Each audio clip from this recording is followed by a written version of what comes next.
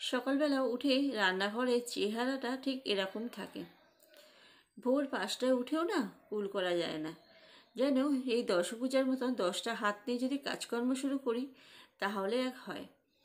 ঘরের কাজের সাথে সাথে বাইরের কাজটাও করতে হয়, ওই জন্যে এরকম হালটা হয়। না হলে না সন্ধ্যের পর থেকে যদি ঘরে থাকি, সন্ধ্যের পর থেকে বাসন কুসনগুলো যদি মাজতে শুরু করি তাহলে এত বাসন কুসন জমে না।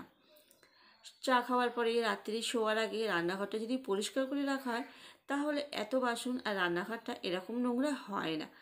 সারাদিন এত পরিশ্রম করার পর মানে রাত্রিরে খাওয়ার পর ইচ্ছা করে না যে রান্নাঘরটা একটু পরিষ্কার করে সকালে বাসন কুসনগুলো গোছানো থেকে শুরু করে বাসি বাসন মাজা যে সবগুলো গুছিয়ে রাখি, আগে করে রাখতাম। আগে সকালবেলা উঠে রান্না করতে এলে রান্নাঘরটা পরিষ্কার থাকে। আর রান্নাঘরটা পরিষ্কার থাকলেও রান্না করতে ইচ্ছা করে। রান্নাঘর, শোয়ার ঘর, ঠাকুর ঘর, এই 3টে জায়গা যদি পরিষ্কার না থাকে না, একদম ভালো লাগে না। 3টে জায়গা সবসময় পরিষ্কার টিপটাপ থাকলে দেখতে সুন্দর লাগে আর কাজ করার এনার্জিটাও থাকে। রান্নাঘরের এরকম অবস্থা, সকালবেলা উঠে ভাবছি কোন দিক থেকে শুরু করব, আগে কোনটা আগে করব তাহলে কাজটা আমার সুষ্ঠু হবে, ঠিক করতে পারছিলাম না। চা খেলাম, খেয়ে নিয়ে রান্নাঘরে এলাম। চা না খেলে যেন কাজের এনার্জি পাবো না, আর কাজ করতে ইচ্ছাও করবে না। ওই জন্যে আগে ভাবলাম না, আমেজ করে বসে চাটা খেয়ে নিই, তারপর কাজ তো সারাদিন চললো। ওই যে ভোর 5টার সময় বিছানা ছাড়ি, আজ যে বিছানার সাথে কখন যে যাব আলাপ পরিচয় হবে বিছানার সাথে জানি না। 11টা বাজে, 11:30, 12টা, ঠিকঠাক থাকে না, যেদিন যেরকম সময় হয়।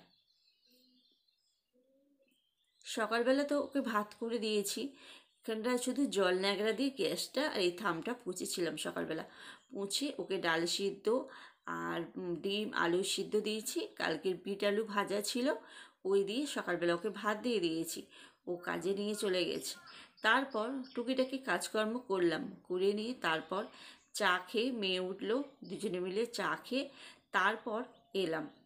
আবার একটু এই ভিডিও বানালে কি বলতো, ফোনের পিছনে একটু সময় না দিলে শুধু ভিডিও করে ভিডিও ছেড়ে দিলেই হয় না।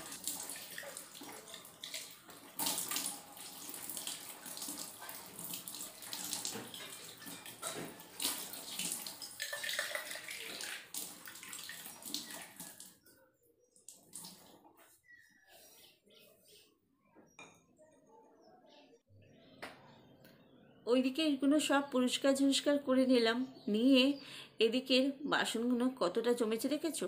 অল্প অল্প করে বাসন মাজছিলাম, মেজে টেবিলের ওপরে রাখছিলাম, গোছানো আর হয়নি। কারণ বাসনগুলো সব তো এলোমেলো রয়েছে, এই জন্যে বাসনগুলো সব মেজে দিলাম, তারপর ষষ্ঠ করে একটা একটা করে গোছালাম। অনেকটা বাসন আর গামলাটা আমার ছোট, যদি এলোমেলো করে দিই তাহলে না ধরবে না, ওই জন্যে একটু গোটো করেই রাখলাম। টেবিলটা পুছলাম, কিন্তু দেখো বাসন মাজলাম জলে জলাকার হয়ে গেল। বেসিনটা এত পরিমাণে দাগ হয়ে গেছে না, এদিনকেই না নতুন একটা হারপিক কিনেছিল, ওইটা দিয়ে বেসিনটা পরিষ্কার করেছিলাম,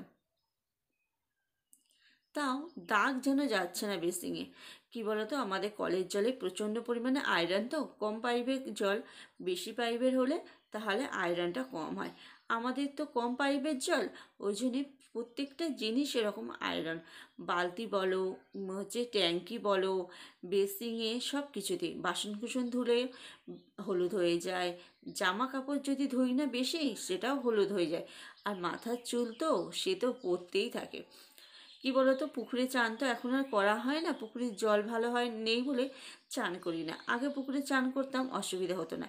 এখন এই কলের জলে চান করে মাথার চুলগুলো থাকে না আর, আর কাপড় চোপড় তো হলুদ হয়েই যায়। এত পরিমাণ আমাদের কলের জলে আয়রন, কিচ্ছু করার নেই, কি করব, ওই কলের জলেই আমাদের সব কাজকর্ম করতে হয়।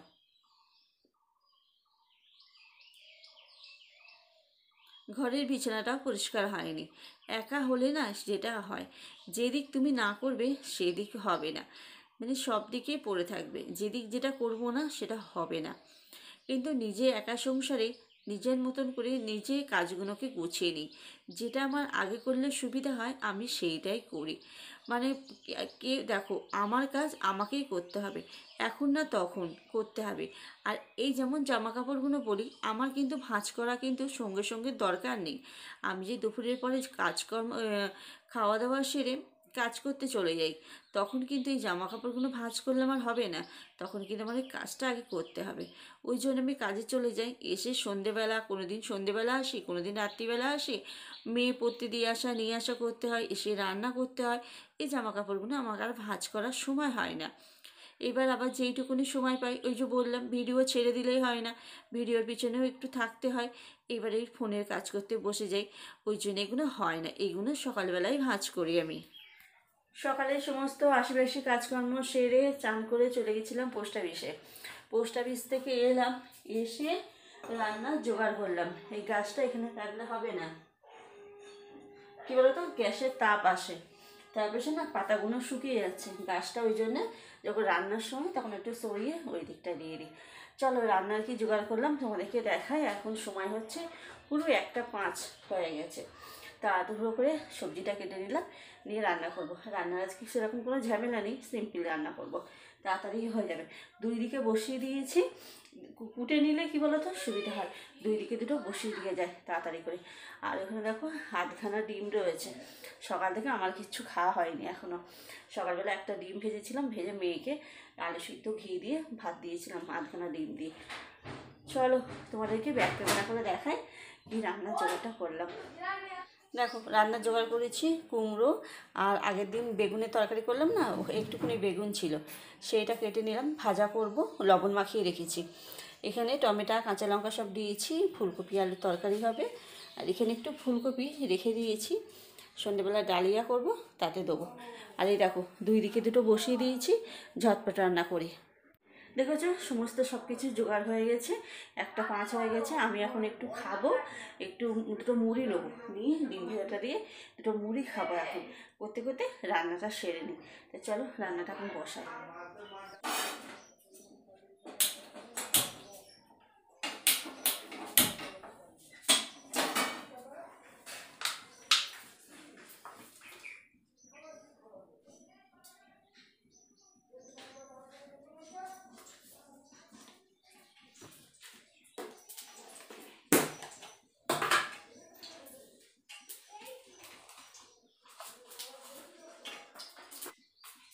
এখনো তেল গরম হয়নি, এদিকে তেলটা গরম হয়ে গেছে।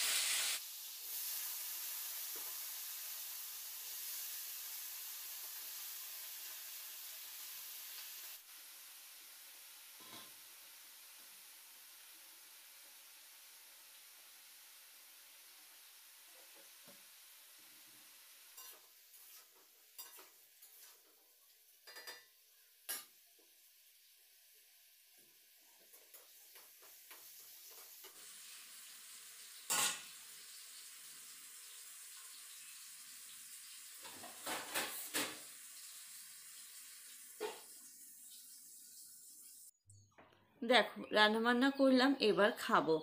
এখানে ডাল ভাতে মেখেছি, এখানে কালকের বিট আলু ভাজা বললাম, আর ফুলকপি আলুর একদম রসা রসা করে তরকারি করেছি, একটু ঝাল বেশি দিয়ে, খুব সুন্দর হয়েছিল খেতে। আর এখন মেয়ে আর আমি দুজনে খাবো। টেবিলে তো খাই না, টেবিলে বাসন কুসন উপুর করা রয়েছে, এটা ওটা রয়েছে, টেবিলে আর হয় না, ওই জন্যে এই থামটার ওপরে খাবো। চালের ড্রামটা আজকে অল্প চাল ছিল, চালটা ঢেললাম, ঢেলে থাকটা পরিষ্কার করলাম, করে তারপর খাওয়া দাওয়াটা শুরু করব। চালটা অল্প ছিল, ওই জন্য আর বালতিটা দেখছি ফাঁকা রয়েছে, আর বস্তায় চালটা দেখছি অল্প রয়েছে, ওই জন্য ঢেলে ফেললাম। চাল বলেছি দিয়ে যেতে, কিন্তু এখনও পর্যন্ত চাল দিয়ে যেতে পারিনি।